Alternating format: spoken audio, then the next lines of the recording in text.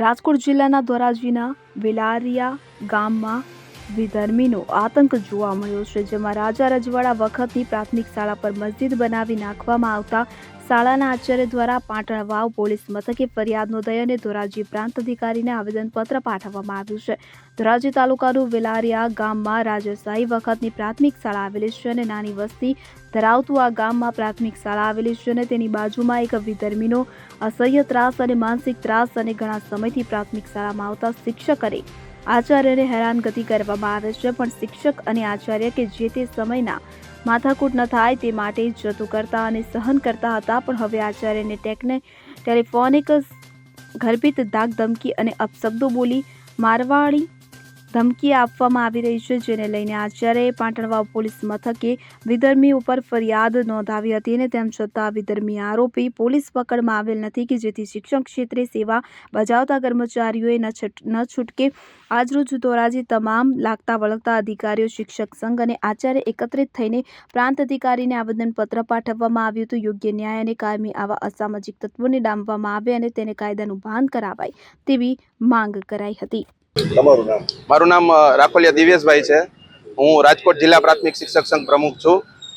આજરોજ અમે પ્રાંત અધિકારી સાહેબને આવેદનપત્ર આપવા માટે આવેલા હતા કે વેલારિયા ગામ છે ત્યાં અમારા શિક્ષક શ્રી સતીશભાઈ સિંહારને ગામના એક ઈસમ દ્વારા અસલમ નામના ઈસમ દ્વારા વારંવાર ફોન કરી અને કનડગત કરવામાં આવતી હતી કે ભાઈ તમે કાલથી સ્કૂલે ન આવતા અને જો કાલથી તમે સ્કૂલે આવશો તો અમે તમારા ટાટિયા ભાંગી નાખશું તેમજ જાનથી મારી નાખશું એવી ધમકીઓ આપવામાં આવતી હતી. જેની જાણ કરતાં અમે પોલીસમાં એફઆઈઆર પણ નોંધાવેલી છે અને આ ઈસમ દ્વારા એવું કહેવામાં આવેલું હતું કે ભાઈ મારે અહીંયા સ્કૂલમાં મસ્જિદ બનાવી છે, તેથી તમે આ સ્કૂલ બંધ કરી દેજો, નકર હું તમને પણ મારીશ અને સ્કૂલમાં ભણવા આવતા જે બાળકો છે તેને પણ મારીશ. આવું એ ઈસમ દ્વારા જણાવવામાં આવેલ હતું. શું તમારી માંગણી? અમારી માંગણી છે કે આવા લુખ્ખા તત્વો છે, આવા અસામાજિક તત્વો છે, એના ઉપર કડકમાં કડક કાર્યવાહી કરવામાં આવે અને આ દાખલો બેસાડવામાં આવે, જેથી કરીને રાજ્યની બધી શાળાઓમાં શિક્ષકોને એવી થાય કે ભાઈ હવે અમને કોઈ આ રીતના હેરાન કરી શકે નહીં, તો એવી કડકમાં કડક કાર્યવાહી કરવામાં આવે. વિદ્યાર્થીઓનું ભાવિ કેવું? હવે જો આવું સાહેબ ચાલે તો વિદ્યાર્થીઓનું ભવિષ્ય બગડવાનું જ છે. આજે પણ ત્યાં રિલીવર તરીકે અન્ય શિક્ષકને મોકલવામાં આવેલ હતા. હવે જો આવી ધમકી મળતી રહે તો શિક્ષકો ત્યાં કેવી રીતે નોકરી કરવા જઈ શકે? અને ડરના માહોલ નીચે સ્વાભાવિક છે કે શૈક્ષણિક કાર્ય સારી રીતે ચાલવાનું નથી. તો આ ઈસમને હજી પોલીસની પકડથી બહાર છે, તો વહેલામાં વહેલી તકે તેને પકડવામાં આવે. અને જો અમારી એવી માગણી છે કે અમારા શિક્ષકો પર ક્યાંયથી જો આવો હુમલો થાય તો સેલ્ફ ડિફેન્સમાં જો શિક્ષક કોઈ કાર્યવાહી કરે તો અમારા શિક્ષકો પર એફઆઈઆર નોંધવામાં ન આવે, એવી અમારી માગણી છે. તમારું નામ? મારું નામ સતીશભાઈ સિંહાર, આચાર્ય વેલારિયા તાલુકા શાળા, તાલુકો ધોરાજી, જિલ્લો રાજકોટ તરીકે ફરજ બજાવું છું. શું તકલીફ છે? તકલીફમાં એવું છે કે ગત તારીખ 8ના રોજ શાળા સમય બાદ અંદાજિત 6:30 ની આસપાસ એક વ્યક્તિ દ્વારા મને ફોન આવેલ અને જે સતત કોઈ બીજી વાતચીત કર્યા વગર સીધી ગાળો કાઢવા માંડે. જે ગાળો એટલી અસહ્ય હતી કે આપણાથી સહન પણ ના થાય. ત્યારબાદ મેં એવું પૂછ્યું કે ભાઈ તું કોણ બોલે છે, શા માટે આવું બોલે છે?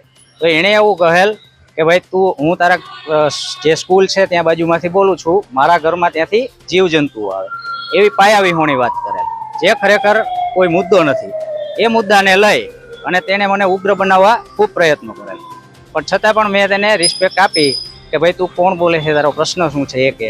એ કાંઈ નહીં, કાલથી જો કોઈ સ્કૂલે આવ્યા તો ટાટિયા ભાંગી નાખીશ, મારી નાખીશ, બાળકોને પણ મારીશ. અને મારે આ સ્કૂલ છે એ ચલાવવી નથી, બંધ કરી દેવી છે, બરાબર છે. ત્યારબાદ તેણે એવું પણ કહેલ કમ્પાઉન્ડની અંદર જઈ કે આ સ્કૂલની અંદર હું મસ્જિદ બનાવીશ, અહીંયા કોઈ આવવું નહીં, આવ્યા તો ટાટિયા ભાંગી નાખીશ. આ બાબતે કઈ ફરિયાદ કરેલી છે? આ બાબતે એફઆઈઆર પાટણ પોલીસ સ્ટેશનમાં નોંધાવેલ છે. આજે તમે ધોરાજી શું આવ્યા? આજે ધોરાજી અમે માનનીય પ્રાંત સાહેબને આવેદનપત્ર આપવા માટે આવ્યા છીએ અને સાહેબને અમે વિનંતી કરી છે કે આવા જે અસામાજિક તત્વો છે તેની સામે સખતમાં સખત કાર્યવાહી કરવામાં આવે, જેથી કરી અને શિક્ષક સમાજમાં જે ડરનો માહોલ ન રહે અને પ્રામાણિકતાથી બધા નોકરી કરતા હોય તેઓ બિંદાસ રીતે નોકરી કરી શકે અને બાળકોના ભવિષ્ય માટે વિચાર કરી શકે. હાલની સમયે ત્યાં પોલીસ પ્રોટેક્શન સ્કૂલ ઉપર આપેલ છે અને અન્ય શાળામાંથી ત્યાં શિક્ષકની વ્યવસ્થા કરેલ છે. તમારી માગણી? અમારી માંગણી એવી છે કે આવા તત્વો ઉપર સખતમાં સખત કાર્યવાહી થાય, જેથી સમગ્ર રાજ્યની અંદર જે કોઈ શિક્ષકો છે ને આવી તકલીફો હોય તેની સામે તે જજુમી શકે. અલ્પેશ ત્રિવેદી સાથે CN24 ન્યૂઝ ધોરાજી. હવે જુઓ દેશ દુનિયાની તમામ ખબરો તમારી આંગળીના ટેરવે. ઉઠાવો મોબાઈલ અને Google Play Store પરથી ડાઉનલોડ કરો અમારી CN24 ન્યૂઝ મોબાઈલ એપ.